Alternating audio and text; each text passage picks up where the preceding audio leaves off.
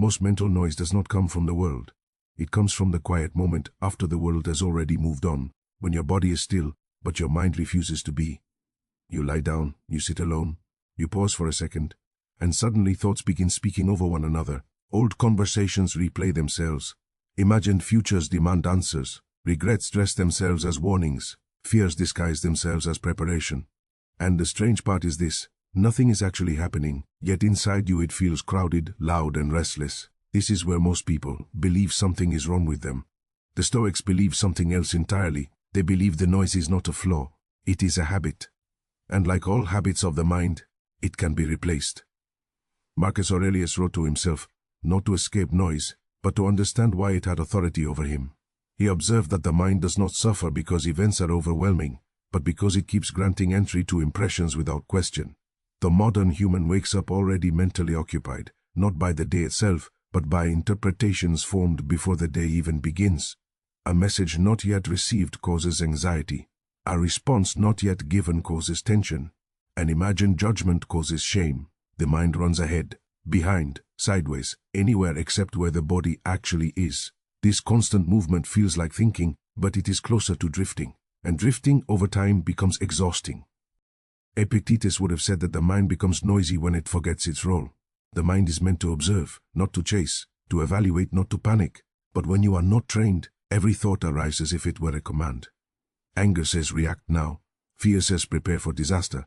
Desire says you are incomplete. Memory says you failed. None of these are orders, yet the untrained mind obeys them as if they were law.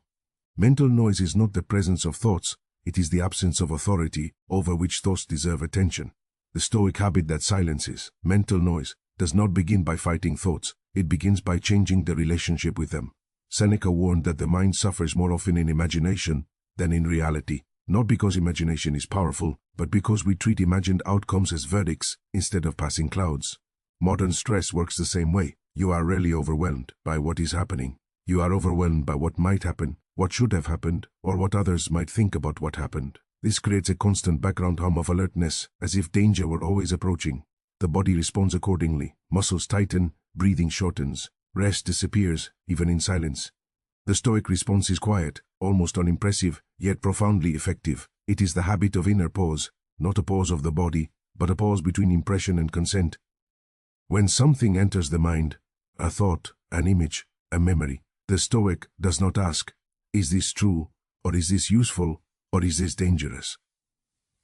First they ask something simpler, more powerful. Is this within my control?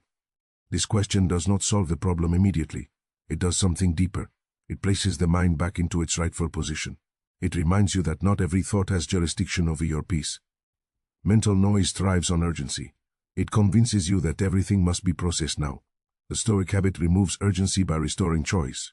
You are allowed to delay reaction. You are allowed to observe without engaging.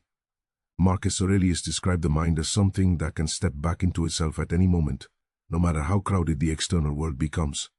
This stepping back is not escape, it is reclamation. It is the moment you realize that silence does not come from fewer thoughts, but from fewer attachments to them. Consider how often your inner tension comes from trying to control outcomes that are not yours to manage. Someone's opinion, someone's behavior, a future result. Seneca noted that we exhaust ourselves by demanding certainty from life, which has never promised it. The mind becomes noisy when it argues with reality. It repeats scenarios, negotiates with fate, rehearses conversations that will never happen. The Stoic habit interrupts this loop by refusing to participate in mental bargaining. What cannot be controlled does not deserve continuous mental rehearsal.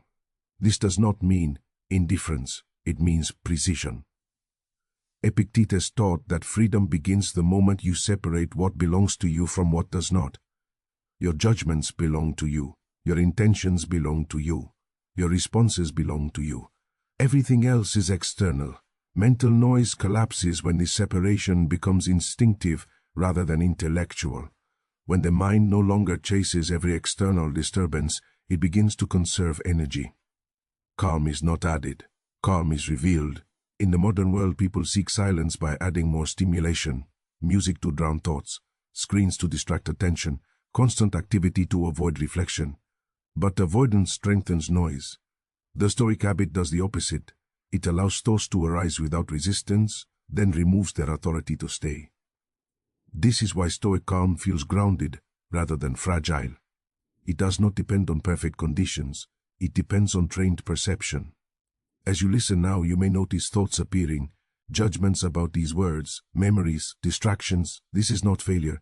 This is the mind doing what it has practiced for years. The Stoic path does not criticize this. It simply asks whether you will continue letting the mind speak without supervision.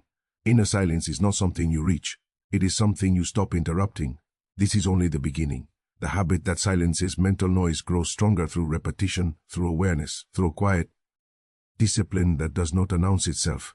In the next part, we will move deeper into how this habit reshapes emotional reactions in moments of stress, insult, and uncertainty, and why calm is not weakness, but a form of inner command.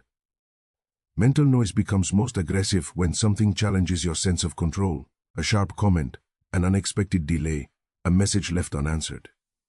In these moments, the mind does not merely register what happened, it immediately adds interpretation, judgment, prediction, and identity. What was said becomes what was meant, what was delayed becomes disrespect, what was uncertain becomes threatening. The noise increases because the mind is no longer observing reality, it is defending an image of itself. Marcus Aurelius understood this deeply. He reminded himself that people do not disturb us by their actions, but by the meanings we attach to those actions. Remove the meaning and the disturbance collapses. The Stoic habit that quiets the mind operates most clearly in these moments of friction. When insult appears, the untrained mind rushes to respond, not because the insult is dangerous, but because the ego feels exposed. Epictetus would have said that the insult itself is nothing more than sound and air. What wounds you is the internal verdict that says this should not have happened, this lowers me, this must be corrected. Mental noise explodes when the mind feels it must restore status, fairness, or control immediately. Silence returns when the mind realizes that none of these things require urgency. Modern life amplifies this problem because reactions are rewarded. Speed is praised. Emotional immediacy is mistaken for honesty. But the Stoics saw speed of reaction as a liability. Seneca warned that anger, once unleashed, carries the mind further than it intended to go. The same applies to anxiety, resentment, and fear. These emotions feel like signals, but they behave like storms. They do not clarify. They overwhelm. The Stoic habit introduces a deliberate slowness, not hesitation born of fear, but delay born of strength. This delay is not passive, it is active restraint. When a thought arrives demanding response, the Stoic pauses and examines the impression itself. Is this thought describing reality, or is it adding narrative? Is it asking for action, or is it provoking emotion? Is it within my power to change, or only within my power to endure? These questions are not asked aloud. They become instinct through practice. And when they do, the mind begins to feel quieter, not because fewer things happen, but because fewer things are allowed to shake it. Stress often feels external, but it is sustained internally. Two people face the same pressure. One collapses mentally, the other remains composed. The difference is not resilience of the body, but discipline of interpretation. Marcus Aurelius faced war, betrayal, illness, and responsibility, yet returned repeatedly to the same internal reminder: nothing can disturb me unless I allow it to disturb my judgment. This is not denial, it is ownership. It is the refusal to outsource inner stability to external events. Mental noise also feeds on the illusion that every emotion must be resolved immediately. Sadness must be fixed. Anxiety must be eliminated. Anger must be expressed.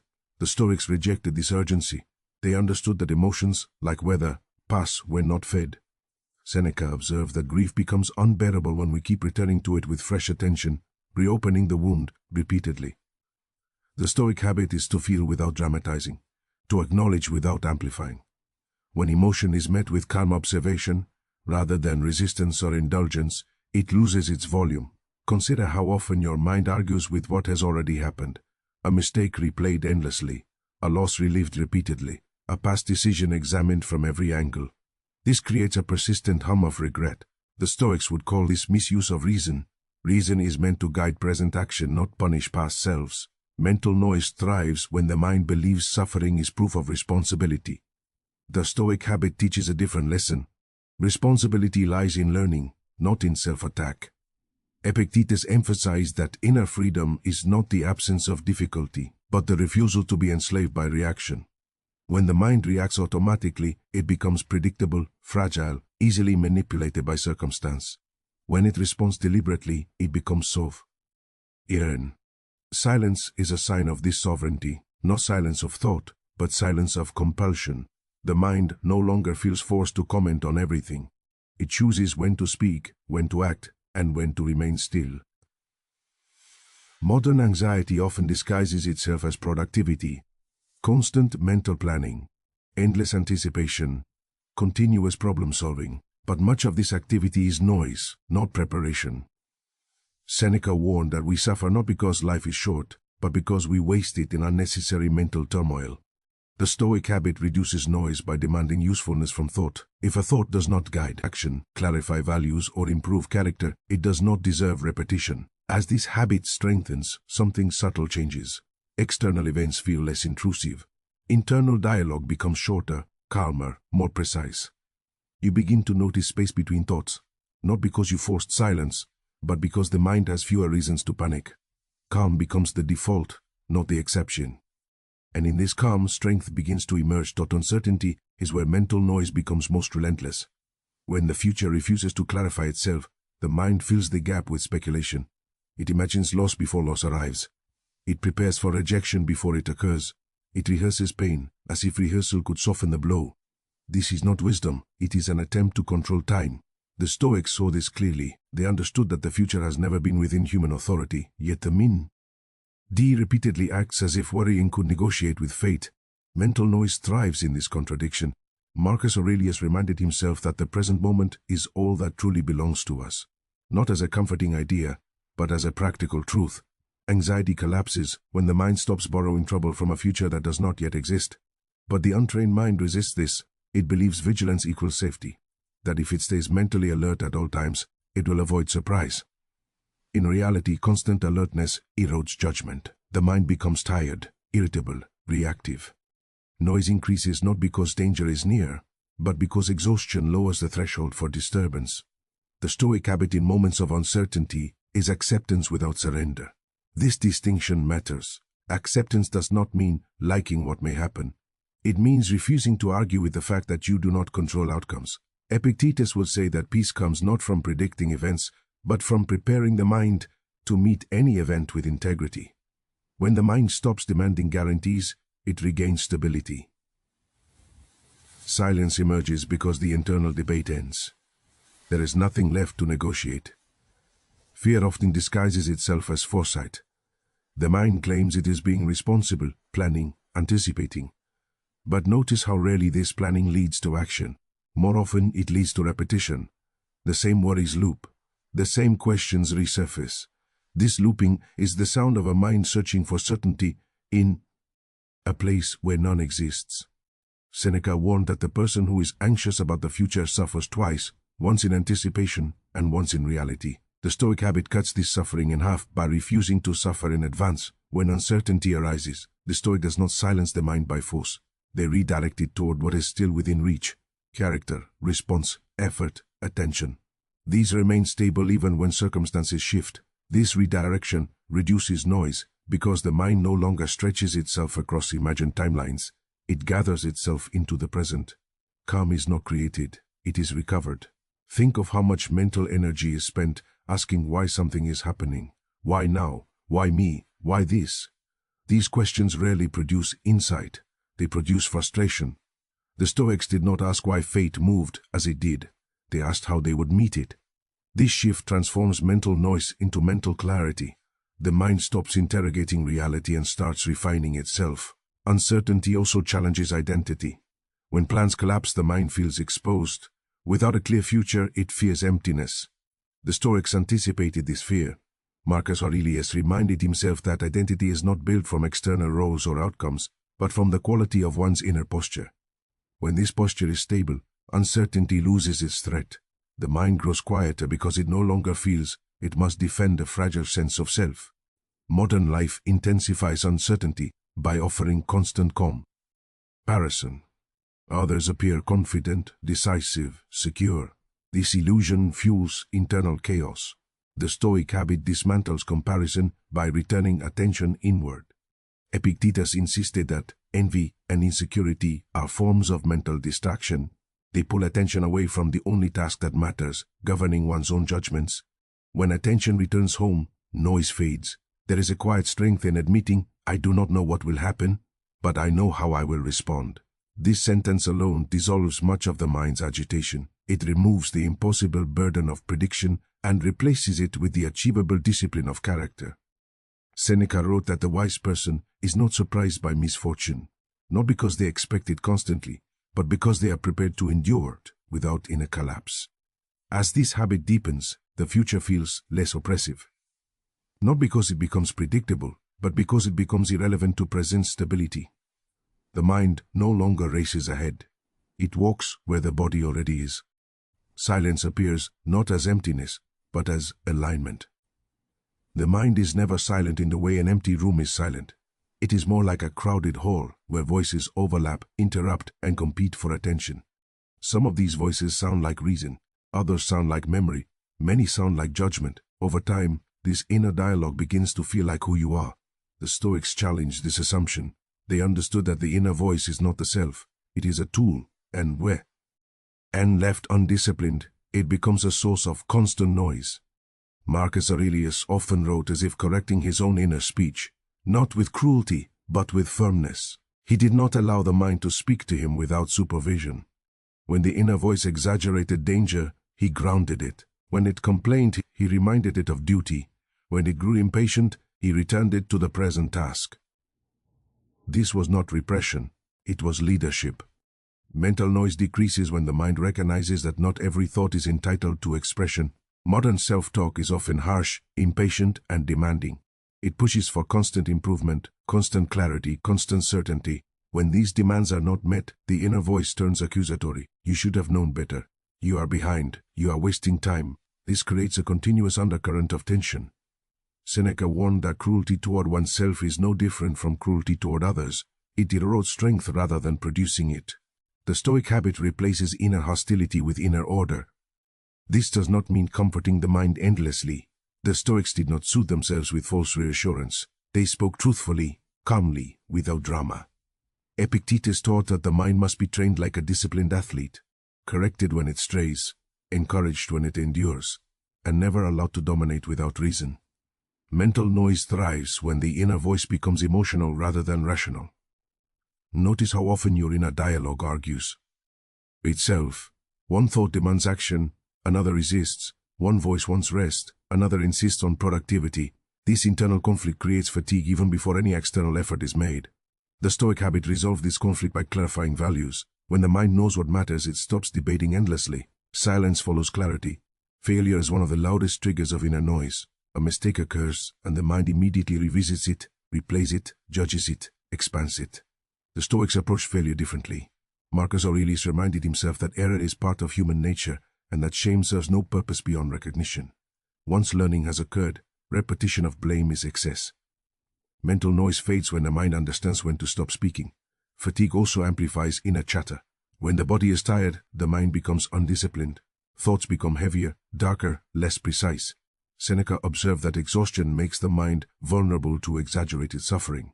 The Stoic response is not self-criticism, but adjustment. Rest is not indulgence, it is maintenance of the instrument. Silence often returns not through effort, but through care. Self-doubt feeds on comparison. The mind measures itself against imagined standards, other people's timelines, visible successes. This creates a constant hum of inadequacy. Epictetus dismissed this entirely. He insisted that the only valid measure of a person is how they use what they have been given. Comparison distracts the mind from its own task. When attention returns inward, noise dissolves. The Stoic habit reshapes the inner voice by demanding usefulness. If a thought does not guide action, improve character, or clarify judgment, it is not entertained. Over time, the mind learns that excessive commentary is unnecessary. It begins to speak less, and when it speaks with purpose. This is not suppression, it is refinement. As this habit deepens, you may notice longer pauses between thoughts. Not forced pauses, but natural ones. Moments where nothing needs to be added. These moments feel unfamiliar at first. The mind may rush to fill them, but if left alone, they expand. Silence becomes comfortable, presence becomes steady. In the next part, we will explore how this Stoic habit functions in moments of emotional provocation, when anger, resentment, or desire attempt to seize control, and how calm restraint, becomes a source of quiet power rather than suppression. Emotions do not arrive quietly. They enter with force, with urgency, with a sense of demand. Anger wants expression, desire wants satisfaction, resentment wants validation. In these moments, mental noise spikes because the mind feels pressured to act. The Stoics did not deny emotion, but they denied its authority. They understood that emotions are reactions, not commands.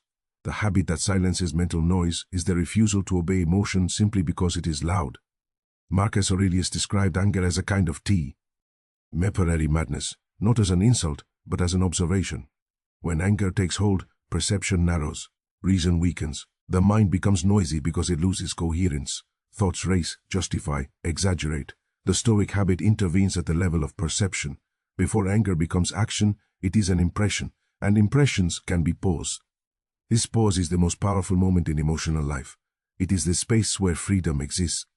Epictetus taught that no one is harmed by another's actions, but by their own judgments about those actions. When anger arises, the Stoic does not ask how to express it, but whether the judgment supporting it is accurate. Is this truly an offense, or simply an inconvenience? Is this worth surrendering inner order? Is reaction improving character or damaging it?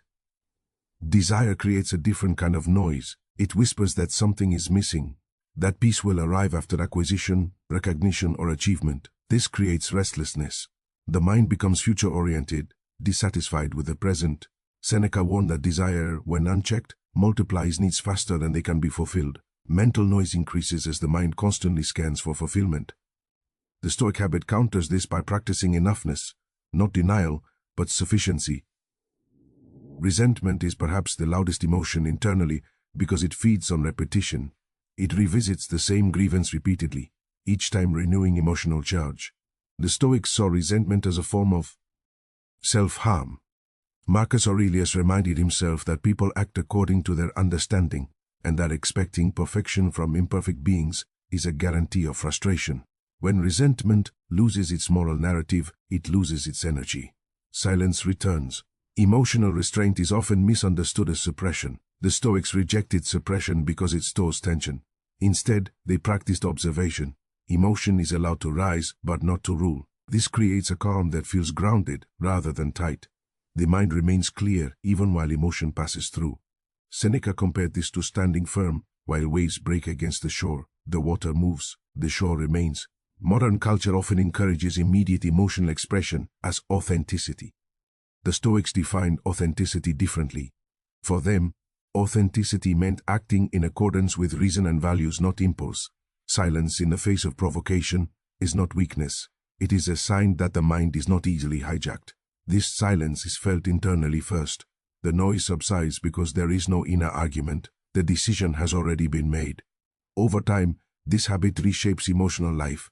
Anger shortens, desire softens, resentment loses memory. Emotional episodes still occur, but they do not dominate the internal landscape. The mind becomes a place of observation rather than reaction. Calm is no longer a state to achieve. It is the default condition. As emotional noise fades, another layer of mental noise becomes visible. The subtle background anxiety that comes from constant doing, constant striving, constant pressure to optimize life. In the next part, we will explore how the Stoic habit addresses mental exhaustion and restores a sense of inner spaciousness without withdrawal from responsibility. Mental exhaustion is not always the result of hard work. More often, it is the result of unnecessary mental labor. The mind spends energy on problems it cannot solve, judgments it does not need to make, and narratives that add nothing to action. Over time, this creates a constant feeling of inner fatigue, even when the body is still. The Stoics recognized this as a misuse of attention. They did not seek rest by escaping responsibility, but by removing excess mental weight. Seneca wrote extensively about how people exhaust themselves by living as if they were late for something they could never arrive at. The mind rushes ahead, planning, optimizing, worrying, evaluating. This constant motion creates noise, not progress. The Stoic habit that silences this noise is deliberate simplicity of focus, doing what is in front of you, fully, without mentally dragging the entire future into the present moment. Modern pressure often comes from imagined expectations. The mind believes it must keep up, improve constantly, justify its worth. This creates a subtle, persistent tension. The Stoics rejected this externalized sense of value. Marcus Aurelius reminded himself that worth is demonstrated through conduct, not recognition. When the mind no longer seeks validation from outcomes or applause, it relaxes. Silence appears because the internal performance ends. Mental exhaustion also arises from resisting reality. Tasks feel heavier when the mind argues against their existence. The Stoics practiced what can be called inner consent. Not enthusiasm, but acceptance. If something must be done, it is done without complaint. Seneca observed that complaining doubles the burden. One part is the task itself, the other is the mental resistance. Remove resistance and half the noise disappears. This habit requires honesty.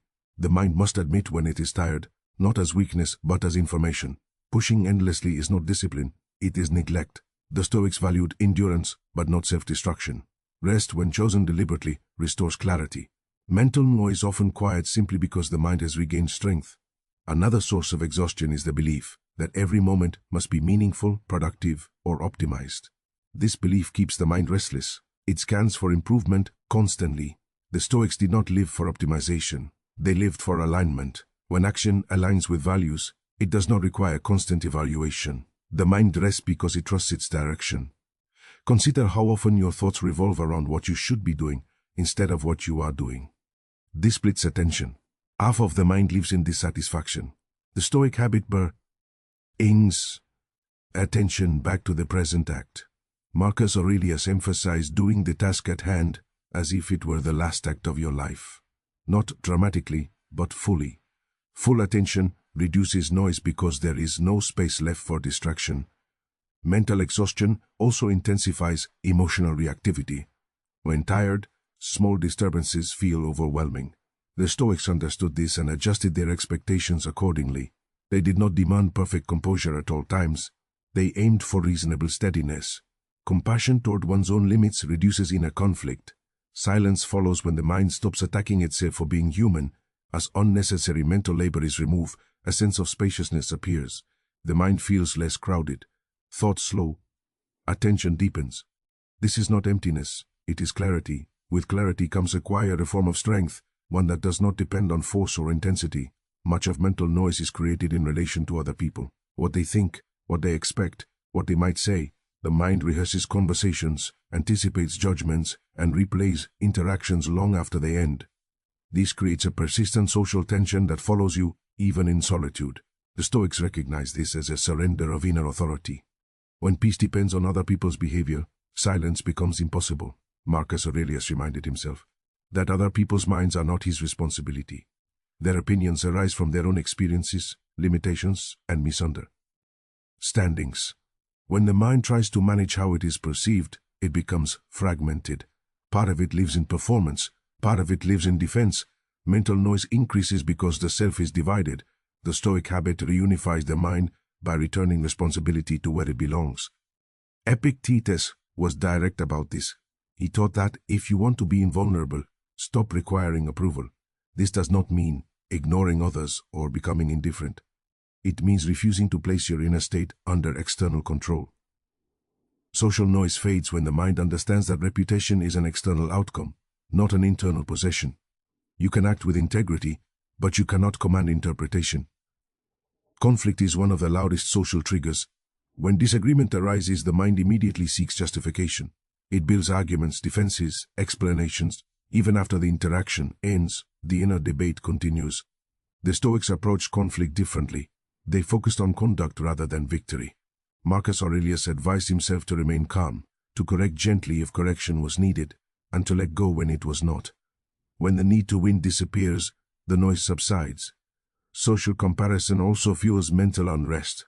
The mind measures progress, success, and worth against others. This comparison creates a constant background hum of inadequacy or superiority, both of which disturb balance. Epictetus dismissed comparison as irrelevant. Each person, he argued, is assigned a different role. By life. Playing your role well requires attention inward, not sideways. When comparison ends, silence returns. The Stoic habit also changes how praise is received. Praise can be as disruptive as criticism. It invites attachment. It creates pressure to maintain an image. Seneca warned that delight in praise makes the mind dependent. The Stoic receives praise without inflation and criticism without collapse. Emotional neutrality toward opinion protects inner quiet. Boundaries play a crucial role here. The Stoics did not over-explain themselves. They did not feel compelled to justify every decision. Excess explanation is often a sign of insecurity. When the mind is confident in its values, it speaks less. Silence becomes natural. The mind conserves energy instead of dispersing it socially. Even compassion is practiced differently through this habit. Instead of absorbing others' emotions, the Stoic maintains clarity while offering understanding. This prevents emotional contamination. Mental noise often arises when the mind confuses empathy with self-sacrifice. The Stoics understood that one cannot help others while internally chaotic. Calm is not withdrawal, it is stability. As social pressure loses its grip, interactions become simpler. You say what is necessary. You listen without internal commentary. You leave conversations without carrying them home mentally. This is not coldness, it is cleanliness of mind. Relationships improve because they are no longer burdened with internal drama. When external noise fades, internal silence can feel unfamiliar, even uncomfortable. Many people discover that when they are finally alone, the mind grows louder rather than quieter. Thoughts that were hidden by activity now surface. Memories, doubts, unresolved emotions begin speaking. The Stoics did not fear this moment. They saw solitude as the training ground of the mind. Mental noise becomes visible here not as an enemy, but as material for discipline. Marcus Aurelius treated solitude as a return rather than an escape. He believed the mind could retreat into itself at any moment and find order, provided it had been trained. Without training, solitude exposes chaos. With training, it reveals calm. The Stoic habit in solitude is not distraction, but observation without judgment. The mind is allowed to speak, but it is not allowed to dominate.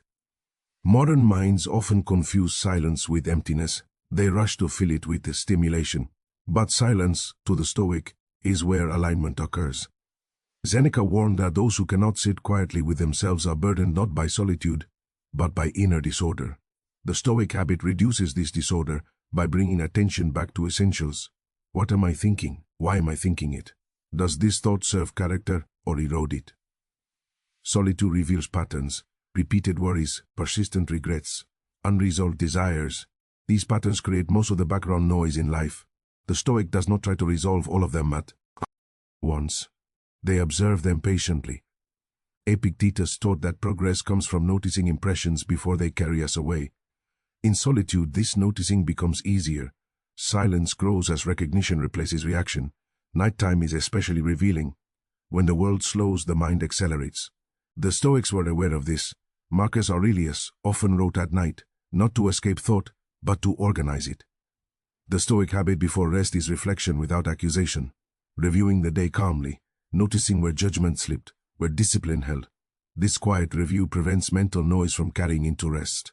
Solitude also confronts the mind with its own expectations, who it thinks it should be, where it believes it should be by now. These expectations generate constant pressure. The Stoics loosened this pressure by returning to present duty. Seneca reminded himself that life is not short, but misused.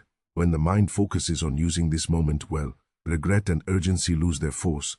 There is also a deeper silence that emerges in solitude, beyond thought.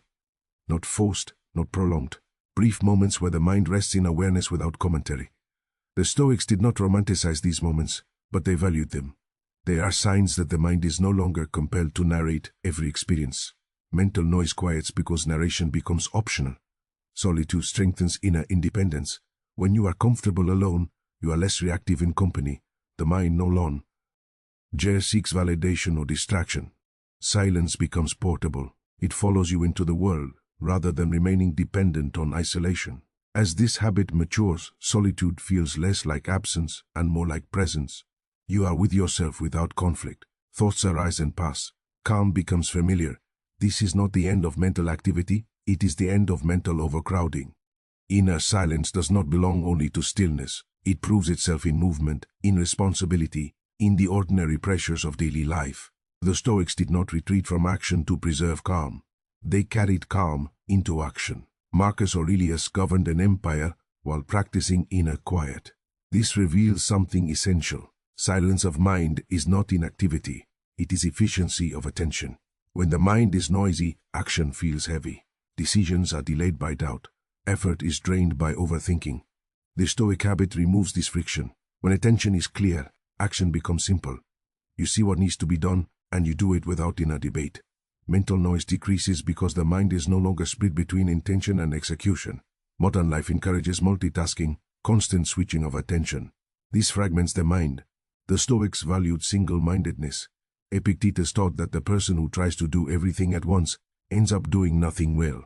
The Stoic habit is to give full attention to one action at a time. This focus is calming. It grounds the mind in reality rather than possibility. Responsibility often brings anxiety because the mind imagines consequences beyond control, fear of failure, fear of judgment, fear of loss. The Stoics responded by narrowing responsibility to what is truly theirs. Effort, honesty, diligence, outcomes are released. Seneca emphasized that anxiety comes from attaching oneself to results. When effort is separated from outcome, the mind relaxes. Silence follows. Inner silence also changes how obstacles are experienced. Problems no longer feel personal, they become material. Marcus Aurelius reminded himself that what stands in the way becomes the way, not as a slogan, but as a mental posture. Obstacles are engaged calmly, without resentment. Mental noise often arises from resistance. When resistance ends, clarity appears. The Stoic habit also reshapes ambition. Ambition driven by insecurity creates constant mental pressure. Ambition aligned with virtue creates steady movement without noise. The Stoics did not reject achievement, they rejected attachment. When success does not define identity, the mind remains stable.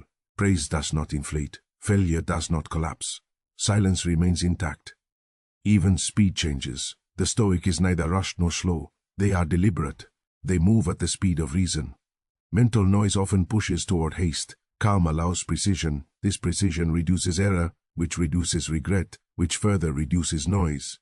Calm becomes self-reinforcing. As inner silence integrates into action, confidence grows quietly. Not confidence based on dominance or certainty, but confidence rooted in self-trust. You trust your ability to respond. This trust removes the need for constant mental rehearsal. The mind no longer prepares for every possible scenario. It knows it can meet what arrives. Daily life becomes simpler, not easier, but cleaner. Fewer internal arguments, fewer imaginary battles, more direct engagement. This is the Stoic ideal in practice, living fully without inner chaos. A quiet mind is not a mind that has solved life. It is a mind that has stopped arguing with it. The Stoics did not promise freedom from difficulty. They promised freedom from unnecessary disturbance. This is the deepest meaning of the habit that silences mental noise. It is not about control over events, thoughts, or emotions, but about control over consent, what you allow to enter and remain within you. Over time, this habit changes the texture of experience. Thoughts still arise, but they pass without leaving residue. Emotions still appear, but they do not dictate direction. Uncertainty remains, but it no longer threatens stability. The mind learns that it does not need to comment on everything. Silence becomes a form of wisdom rather than absence. Marcus Aurelius often returned to the idea that peace is available at any moment, not because the world becomes kind, but because the mind becomes aligned. When alignment is present, inner conflict solves. The mind no longer pulls in multiple directions. It rests in coherence. This coherence is felt as calm. Epictetus would describe this state as inner freedom. Not freedom from obligation, but freedom from compulsion. You act when action is required. You endure when endurance is required. You rest when rest is required. Nothing more is added. Nothing is forced. Mental noise fades because there is no longer an internal struggle over what should be happening. Seneca warned that life passes quickly, not because time moves fast, but because the mind is rarely present. Noise distracts us from living. Silence returns us to it. In quiet moments, you may notice a subtle gratitude, not for events, but for clarity, the simple relief of not being internally overwhelmed. This is not excitement, it is steadiness. The Stoic habit is built through small, repeated acts of restraint, pausing before reacting, letting a thought go unanswered, accepting what cannot be changed, returning attention to what can. These acts accumulate. Over time, they reshape the mind. Silence is no longer effortful, it is natural. In this silence, strength becomes visible, not aggressive strength, but endurance. The ability to remain whole under pressure, to move through loss without bitterness, to face uncertainty without panic. This strength does not announce itself. It is felt internally as composure. The world does not become quieter, the mind does. And in that quiet, life feels more direct, more grounded, more real. You are no longer living inside commentary, you are living inside experience. This is what the Stoics meant by living in accordance with nature. Not withdrawing from life, but meeting it without distortion. Nothing more is required, no technique to perform, no identity to build, only the ongoing practice of allowing the mind to be what it was meant to be, clear, disciplined and free. Here, mental noise ends not with silence imposed, but with silence earned.